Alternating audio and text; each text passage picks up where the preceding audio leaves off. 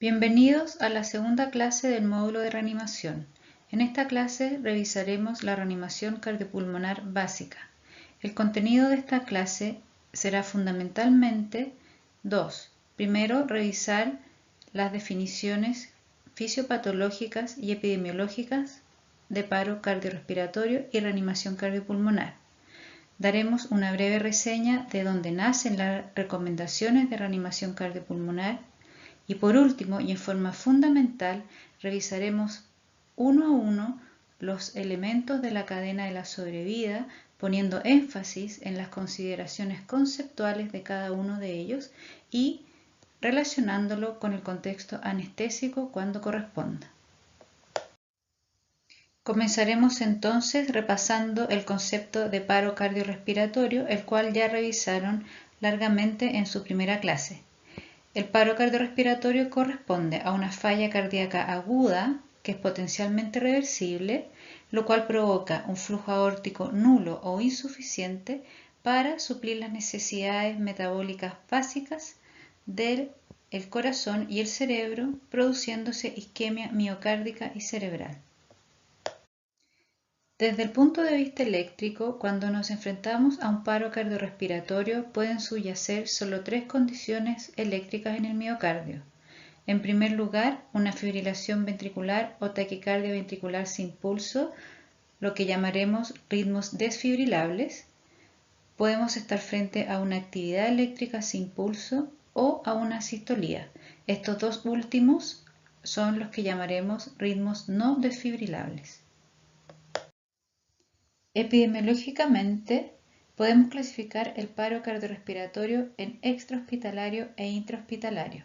Si nos detenemos en la imagen de la diapositiva, nos damos cuenta que el elemento fundamental que los diferencia es la causa. En el caso del paro cardiorrespiratorio extrahospitalario, la causa es fundamentalmente cardíaca, principalmente isquémica, en alrededor del 80%, y el ritmo subyacente que lo acompaña es un ritmo desfibrilable. Por el contrario, si vemos la imagen de la derecha, en el caso del PCR intrahospitalario, solo cerca del 15% de ellos, la causa que lo produce es cardíaca, siendo la causa mayoritaria condiciones patológicas complejas y diversas de los pacientes o donde confluyen muchas veces falla de múltiples órganos. En estos casos, los ritmos más frecuentemente identificados son los no desfibrilables, es decir, asistolía o actividad eléctrica sin pulso. Definamos ahora reanimación cardiopulmonar. La reanimación cardiopulmonar es simplemente el conjunto de maniobras que busca restablecer el flujo aórtico para evitar lesiones neurológicas irreversibles. Clásicamente, la reanimación cardiopulmonar se ha dividido en dos, sin que necesariamente signifique que constituyen maniobras secuenciales o de mayor o menor relevancia por ser básicas o avanzadas, como ustedes mismos podrán darse cuenta durante el desarrollo de este curso. Tenemos por un lado el soporte vital básico, que comprende el reconocimiento del paro cardiorrespiratorio, el inicio del masaje cardíaco externo o compresiones torácicas y la ventilación, y la desfibrilación si es que usamos un desfibrilador automático externo. Por otra parte, tenemos el soporte vital avanzado, que comprende la desfibrilación manual, el manejo avanzado de la vía aérea, que ya vamos a ver en qué consiste, el uso de drogas y por último la estabilización del paciente. La reanimación cardiopulmonar nace a mediados del siglo XX y en la actualidad recién está por cumplir 60 años. Sus padres son Safar y Elam, quienes describieron la técnica de ventilación boca a boca, y Judd, Nickeborcker y Couwenhoven, quienes por su parte demostraron en animales y luego en pacientes que las compresiones torácicas provocaban circulación artificial durante un paro cardiorrespiratorio. Nació así en 1960 el primer protocolo ABC de la reanimación. Luego, en 1962, se incorpora la desfibrilación y finalmente, en 1966, se publican las primeras recomendaciones de la American Heart Association para reanimación cardiopulmonar. Actualmente, las recomendaciones se elaboran recopilando evidencia de calidad que identifique factores que impacten en la sobrevida de los pacientes que sufren un paro cardiorrespiratorio. La actualización de las guías 2015 consistió en una revisión distinta a las anteriores, ya que en esta oportunidad los grupos de trabajo revisaron solo aquellos temas prioritarios que presentaban un nivel suficiente de planteamientos científicos nuevos o de controversia. En esta diapositiva se aprecia el nuevo sistema de clasificación de la American Heart Association de las clases de recomendación y los niveles de calidad de los datos. Hay que notar que el nivel o clase de recomendación es independiente de la calidad de los datos, ya que en el tema de reanimación cardiopulmonar la ciencia es aún débil desde el punto de vista de la evidencia. Apenas el 1% de las recomendaciones está basado en niveles de evidencia más altos y solo el 25% de las recomendaciones son clase 1, es decir, una recomendación alta. El 69% de las recomendaciones de las guías 2015 están respaldadas por niveles de evidencia más bajos y casi la mitad, es decir, un 45%, están categorizadas como recomendaciones clase 2B, es decir, una recomendación de calidad baja. ¿Qué es ILCOR? ILCOR es el Comité Internacional de Cooperación que se dedica a la investigación y educación en reanimación cardiopulmonar. Este comité está formado por grupos de investigación y divulgación de todos los continentes. En conjunto, realizan el trabajo de revisión de la evidencia y elaboran las recomendaciones. A su vez, cada grupo genera sus publicaciones independientes. Las más conocidas y utilizadas son las de la American Heart Association y la del Comité Europeo de Reanimación. Revisaremos entonces las recomendaciones emanadas de ILCOR en el año 2015. Debemos destacar que hasta el 2015 las recomendaciones eran elaboradas a partir de 5 años de revisión de la evidencia disponible en reanimación cardiopulmonar.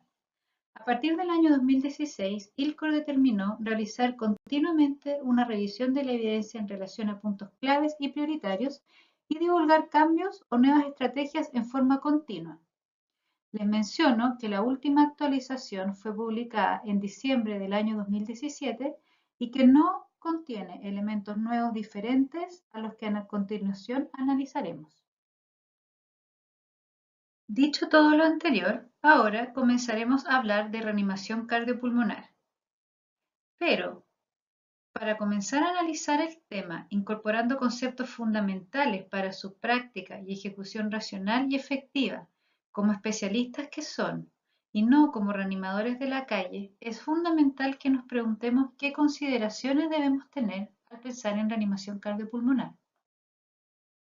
Lo primero que tenemos que tener en mente es que cuando se produce un paro cardiorrespiratorio, el caos es máximo. Es la situación crítica más grave a la que nos podemos ver enfrentados y necesitamos de alguna guía o algún apoyo que nos pueda ayudar a ordenar la cognición, ya que ésta se ve naturalmente afectada ante un evento tan crítico.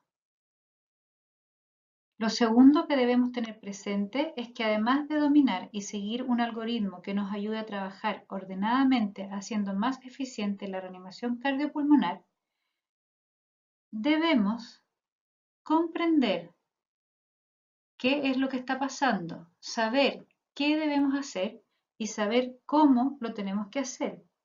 Esto resulta fundamental, puesto que por un lado las recomendaciones de reanimación cardiopulmonar están basadas fundamentalmente en el escenario extrahospitalario, que como ya vimos es muy distinto al intrahospitalario. Por lo tanto, para enfrentar nuestros casos, tendremos que extrapolar y modificar de alguna manera las acciones propuestas, dependiendo del contexto de nuestro paciente y de nuestro entendimiento de qué es lo que le está pasando. De otra manera, el éxito de la reanimación cardiopulmonar se ve amenazado. Y por último, es muy importante tener en cuenta que nuestra reanimación cardiopulmonar debe ser efectiva. ¿Y qué entendemos por reanimación cardiopulmonar efectiva? Es aquella reanimación donde nuestro paciente no solamente logra recuperar su ritmo propio, sino que puede recuperar su estado neurológico tal cual como lo traía antes de caer en paro cardiorrespiratorio. Es decir, no debemos sentirnos satisfechos si logramos recuperar un paciente en el cual su corazón vuelve a latir en forma independiente, pero que posee graves secuelas neurológicas. Nuestro algoritmo de ayuda para ordenar las acciones una vez enfrentado al paro cardiorrespiratorio es la cadena de la sobrevida. Está demostrado que actuar ajustado a un conjunto de medidas bien establecidas y secuenciales mejora los resultados. Las guías 2015 proponen una cadena para el paro extrahospitalario e incorporan una distinta para el paro intrahospitalario. La única y gran diferencia está en que en el paro intrahospitalario el primer eslabón es la vigilancia y la prevención.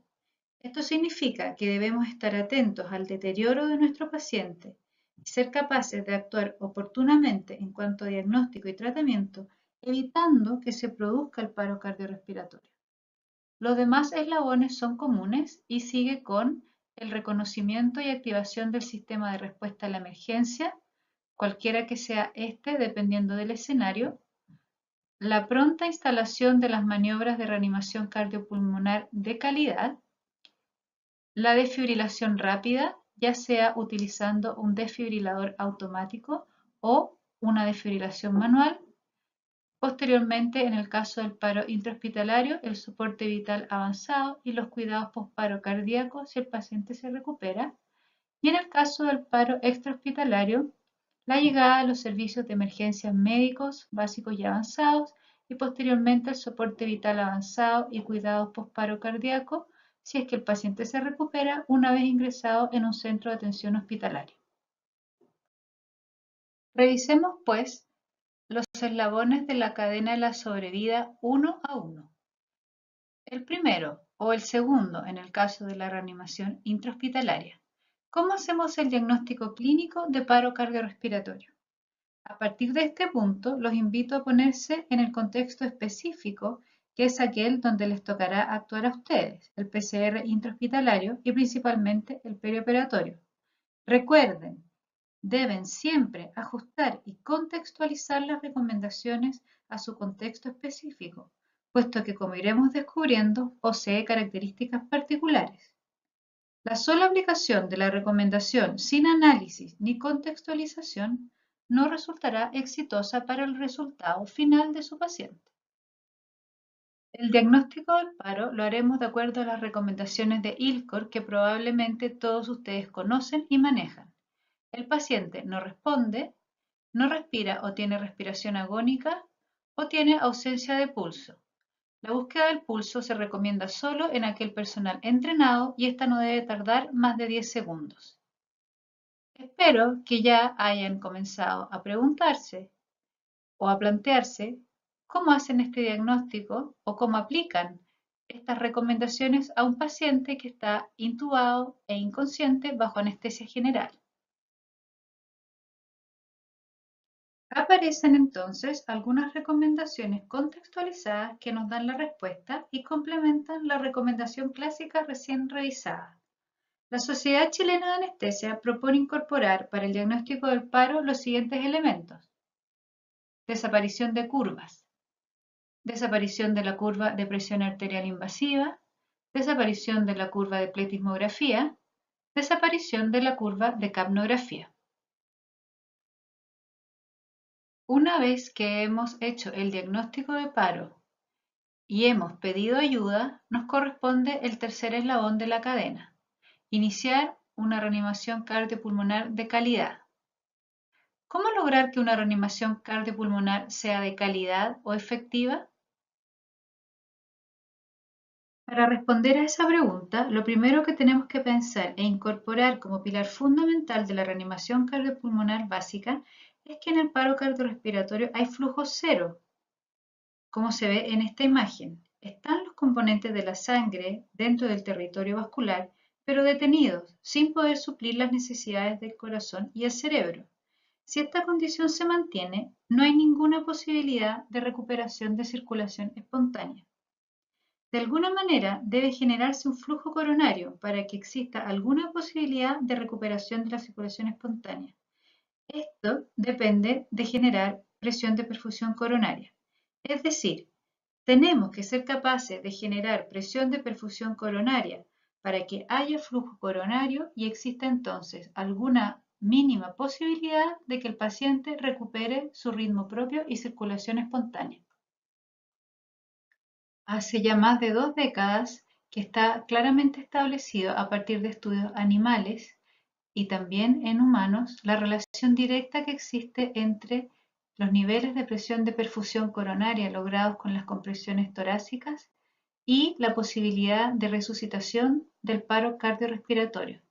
Ven ustedes en este gráfico que si la presión de perfusión coronaria que se logra es menor de 15 milímetros de mercurio, la posibilidad de recuperación de la circulación espontánea es nula. Si la presión de perfusión coronaria que logramos es entre 21 y 25 milímetros de mercurio, se recupera más de un 60% de los animales. Y, por otro lado, si la presión de perfusión coronaria es sobre el 25 milímetros de mercurio, se recupera un mucho mayor porcentaje de animales. A partir de nuestros conocimientos de fisiología, sabemos también que la presión de perfusión coronaria es la diferencia entre la presión arterial diastólica y la presión de fin de diástole del ventrículo izquierdo.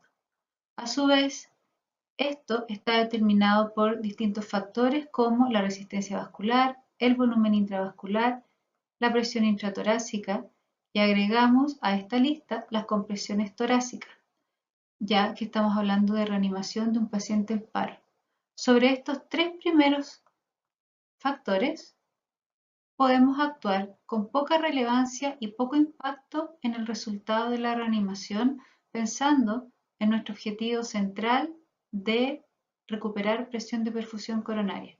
Sin embargo, las compresiones torácicas son la medida que mayor impacto tienen en generar la presión de perfusión coronaria capaz de aumentar las posibilidades de que ese corazón retorne a circulación espontánea, que ya recuerdan ustedes, tiene un valor identificado que es de sobre al menos 20 milímetros de mercurio.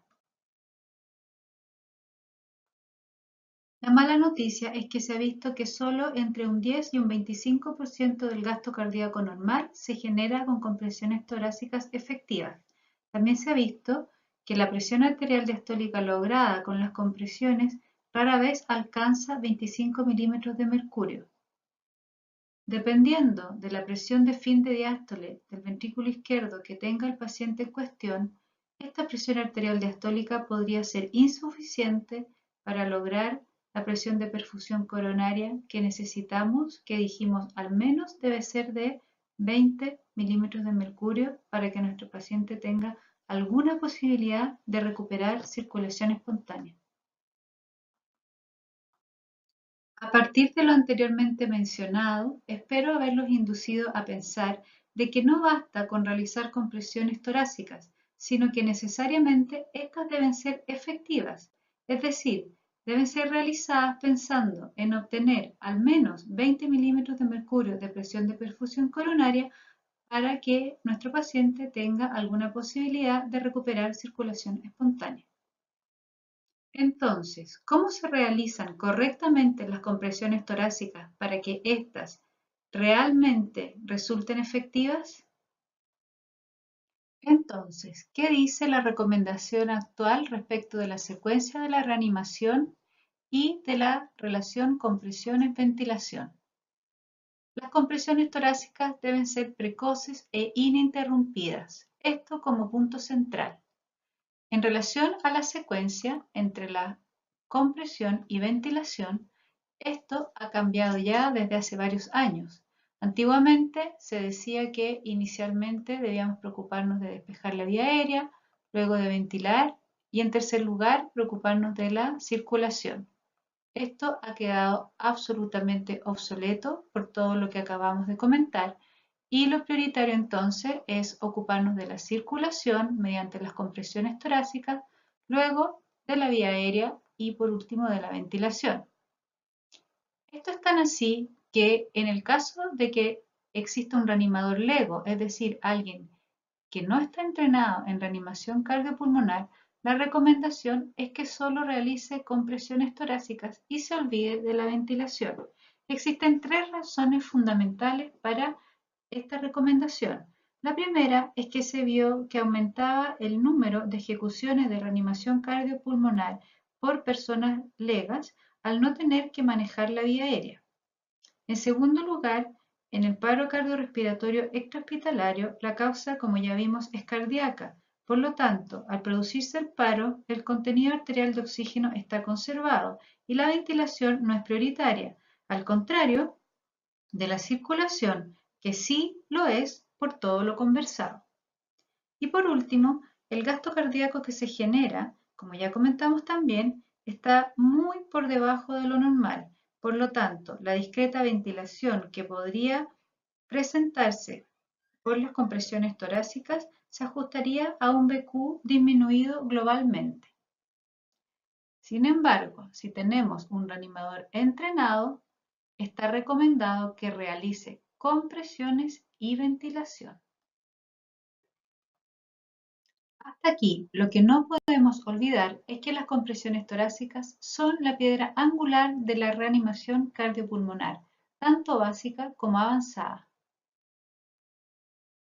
Dado lo majaderamente que se ha expuesto el tema, presumo que si en este punto de la clase yo les hago esta pregunta, ustedes podrán dar con la respuesta correcta. ¿Cuál es la relevancia de las compresiones torácicas durante la reanimación cardiopulmonar? A modo de resumen, revisamos este esquema. Tenemos un paciente preparo cardiorrespiratorio donde posee su flujo circulatorio normal y un transporte de oxígeno normal a corazón y cerebro. Luego, el paciente cae en paro, donde no es que se vacíen los vasos, pero es solo un esquema, pensando en que está reflejando que no hay entrega de oxígeno a los órganos nobles, cerebro y corazón, además de todo el resto del organismo. Presión de perfusión coronaria se transforma en 0. Luego, nosotros iniciamos la reanimación cardiopulmonar, donde si lo hacemos en forma efectiva, vamos a poder generar un gasto cardíaco que es menor a lo normal, pero que es deseable que logre una presión de perfusión coronaria de al menos 20 milímetros de mercurio para que, aun cuando tengamos una condición de bajo flujo, este corazón tenga alguna posibilidad de recuperar circulación espontánea y entonces tener un estado de post-resucitación donde finalmente volvamos a una circulación relativamente normal que sea capaz de aportar los requerimientos mínimos de oxígeno a cerebro y corazón. Con el objetivo de enfatizar aún más este concepto, les muestro este otro estudio experimental que data desde 1988 que evidencia la sobrevida en paro cardíaco prolongado relacionado a la presión de perfusión coronaria generada durante el masaje cardíaco externo. Y nuevamente, este estudio muestra que cuando se produce una presión de perfusión coronaria sobre 25 milímetros de mercurio con las compresiones torácicas, hay mucho mayor porcentaje de animales que están vivos a las 24 horas. Hemos hablado de que en reanimación cardiopulmonar básica las compresiones son prioritarias y que deben ser efectivas. ¿Cómo realizamos las compresiones torácicas para que realmente resulten efectivas? Debemos realizar compresiones con una frecuencia entre 100 a 120 compresiones por minuto. Debemos comprimir con una profundidad de al menos 5 centímetros, pero no mayor a 6 centímetros. Debemos permitir una completa reexpansión del tórax después de cada compresión.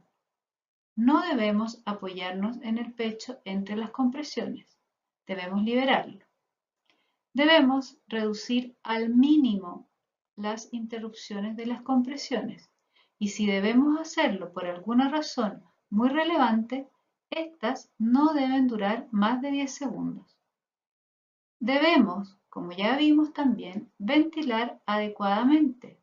Debemos entregar 2 ventilaciones después de 30 compresiones, realizando cada ventilación durante 1 segundo y asegurándonos de que produce elevación torácica. No debemos proporcionar demasiada ventilación, es decir, demasiadas ventilaciones o ventilaciones demasiado fuertes. La manera de realizar esta maniobra correctamente la repasaremos y entrenaremos en nuestras sesiones prácticas.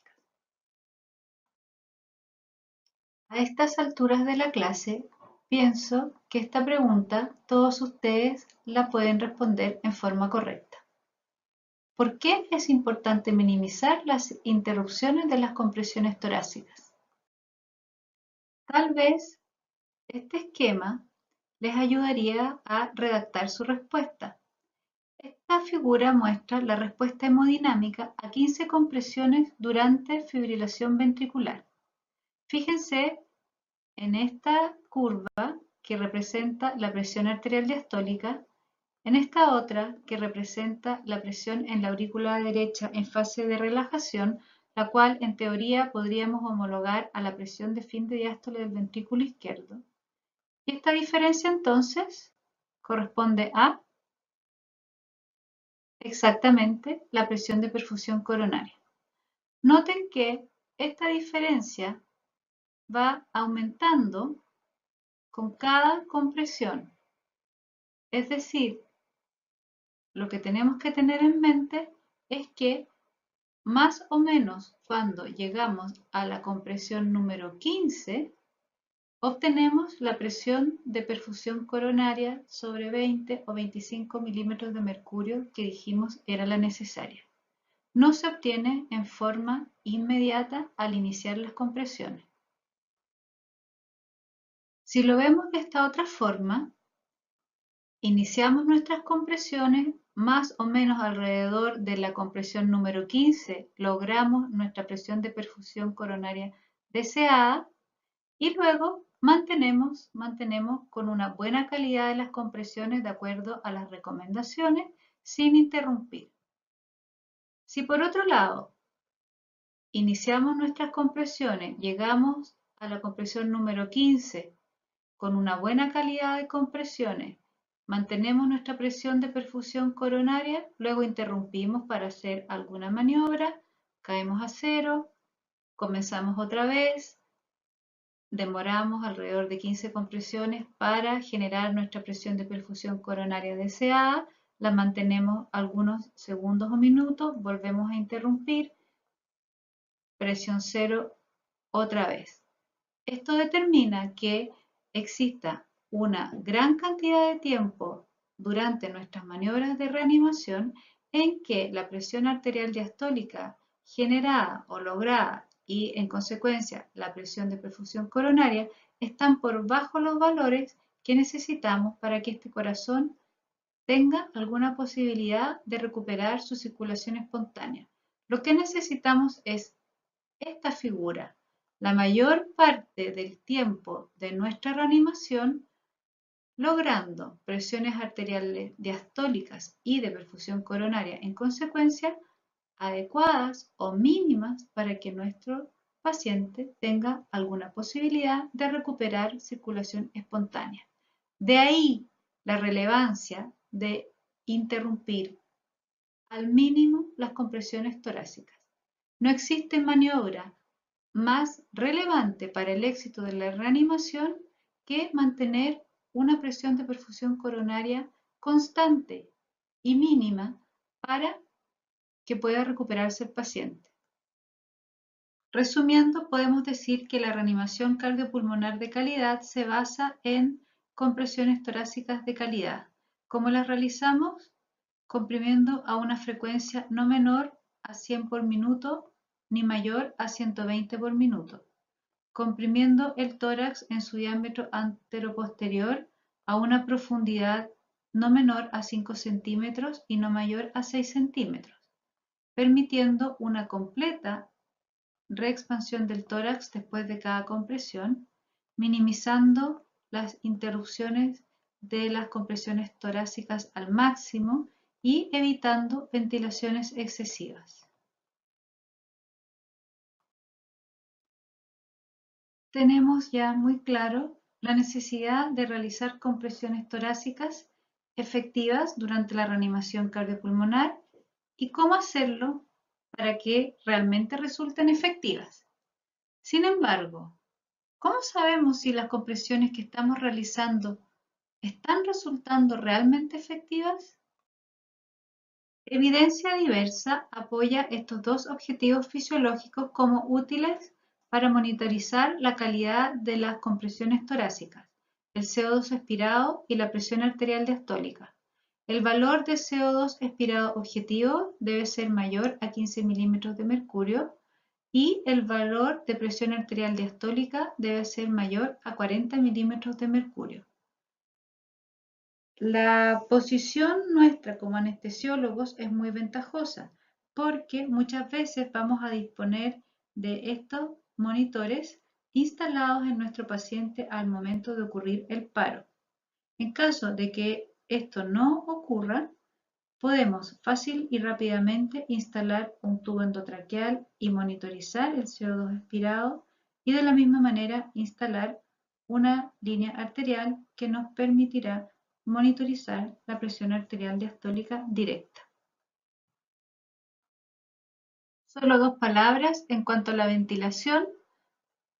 No deben olvidar que debe evitarse ventilar fuerte y rápido. ¿Por qué? Porque es deleterio. Produce distensión gástrica, aumento de la presión intratorácica, disminución del retorno venoso, disminución del gasto cardíaco y finalmente, lo cual nos interesa a nosotros, disminución del flujo cerebral y coronario. ¿Cómo debemos administrar las ventilaciones durante la reanimación? Administrar una ventilación cada 6 a 8 segundos. En relación a las compresiones torácicas, debemos administrarlas en una relación de 30 es a 2, es decir, 30 compresiones, interrupción, 2 ventilaciones y reanudamos inmediatamente las compresiones realizando una pausa para la ventilación que no dure más de 4 segundos. En el caso de que tengamos una vía aérea asegurada con un tubo endotraqueal o una máscara laringea, entonces las compresiones se hacen independientes de la ventilación y debemos comprimir a una frecuencia de 100 a 120 por minuto sin interrupción y ventilar una ventilación cada 6 segundos en forma independiente. En esta diapositiva, lo que les acabo de explicar, sin vía aérea controlada, 30 compresiones por 2 ventilaciones, interrumpiendo las compresiones para ventilar. Con vía aérea controlada, comprimimos 100 a 120 por minuto, ventilaciones una cada 6 a 8 segundos, independientes, sin interrumpir las compresiones torácicas.